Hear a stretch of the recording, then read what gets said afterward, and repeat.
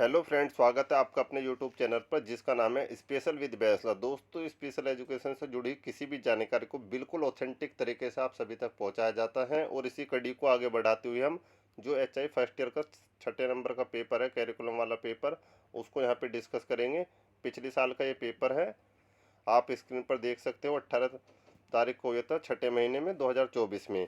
इसमें आप थोड़ा देखना है कि क्वेश्चन का लेवल क्या है, किस टाइप के क्वेश्चन पूछे गए हैं।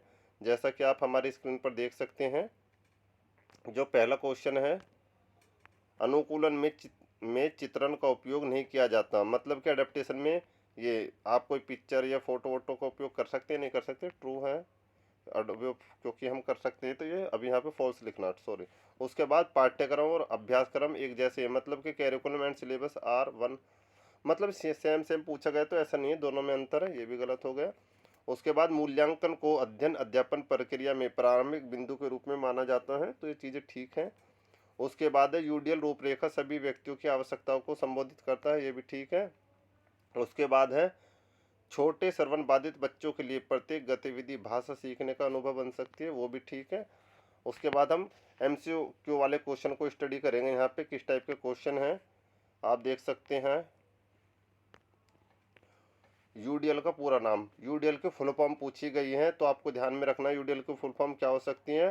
पहला क्वेश्चन क्या है, यूनिवर्सल डिजाइन फॉर लर्निंग, तो ये इसका आंसर है। उसके बाद है यूनिक डिजाइन, ये भी नहीं है। यूनिवर्सल डेवलपमेंट, ये भी नहीं है। यूनिक डेवलपमेंट, ये भी नहीं। तो पहला आंसर है इसका ये यूनिवर्सल डिजाइन फॉर लर्निंग। याद रख लेना, पॉसिबिलिटी इस बार भी ये आ जाए। उसके बाद अनुकूलन की आवश्यकता वाले कारक, मतलब कि जो अडेप्टेशन है उसके कौन कौन से फैक्टर हो सकते हैं। इनपुट प्रक्रिया, मतलब ये चारों। चौथा क्वेश्चन इसका आंसर ठीक है। उसके बाद यूडीएल सिद्धांत के प्रतिनिधित्व के साधन लिखिए।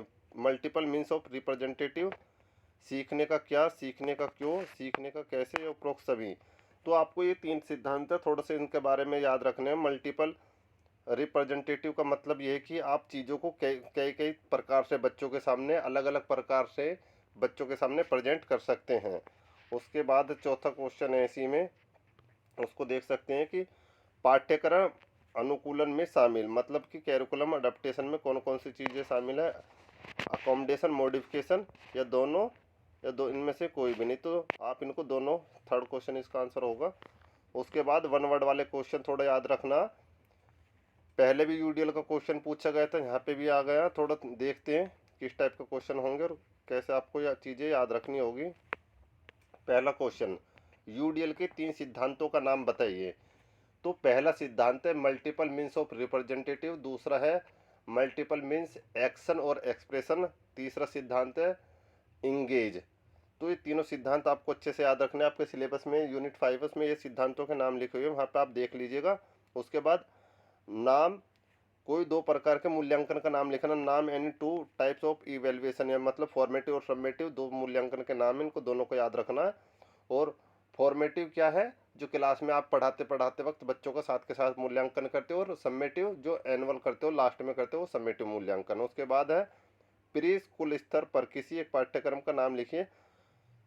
नाम, वो name any one curriculum at pre school level पे कौन कौन सा, तो जो आप वो लिख सकते हो, मॉन्टेसरी है वो, उनके बारे में एक्सप्लेन कर सकते हो।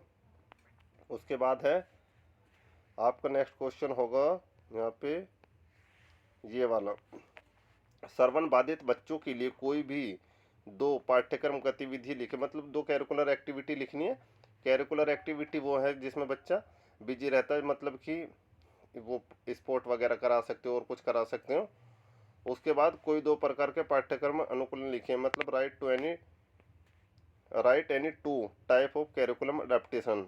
उसके बाद है नेक्स्ट क्वेश्चन है, छोटे श्रवण बाधित बच्चों के लिए मूल्यांकन में मदरिज की कोई एक भूमिका लिखिए। उसके बाद है पाठ्यक्रम, कैरिकुलम की परिभाषा है। थोड़ा सा एक बार मैं आपको इसको एक्सप्लेन कर देता हूँ, कैरिकुलम की परिभाषा क्या है। जैसे ही बच्चे स्कूल की चार दीवारी के अंदर आता है और वो क्लास में बैठ के क्लास वाली चीज़ों को भी पढ़ता है, और स्कूल की चार दीवारी के अंदर स्पोर्ट हो सकता है, लाइब्रेरी हो सकती है और कल्चरल प्रोग्राम होता है, इन सभी को मिला के हम कैरिकुलम बोलते हैं। थोड़ा सा याद रख लेना। उसके बाद है नेक्स्ट क्वेश्चन है आपका, ये मैंने आपको बता दिया। मूल्यांकन में निरीक्षण का महत्व क्या है। Important of observation in evaluation, observation में इवेल्युएशन का महत्व पूछा गया।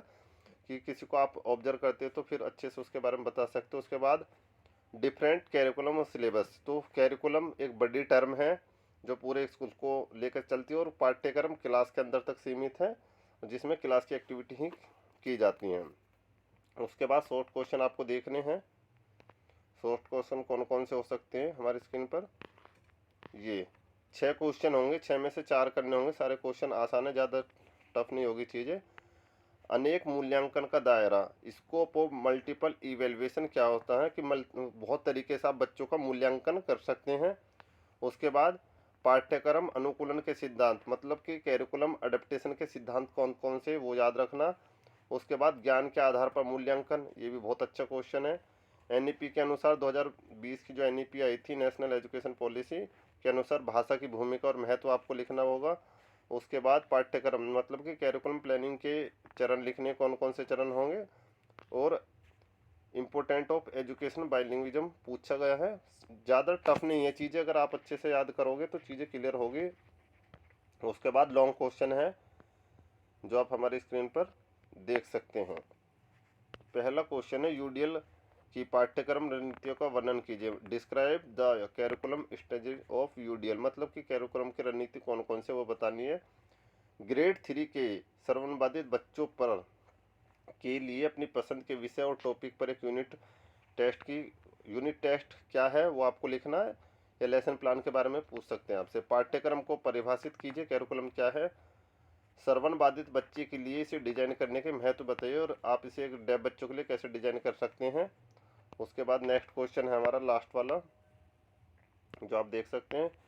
पाठ्यक्रम अनुकूलन की आवश्यकता को स्पष्ट कीजिए। विशेष पाठशाला में प्री स्कूल के 3rd क्लास स्तर के लिए श्रवणबाधित बच्चों के लिए प्रसिद्ध कहानी प्यासा कौवा के विषय वस्तु का अनुकूलन करना। तो जो प्यासा कौवा स्टोरी है उसको एक्सप्लेन करते हुए आपको ये कैरिकुलम अडेप्टेशन बनाना है।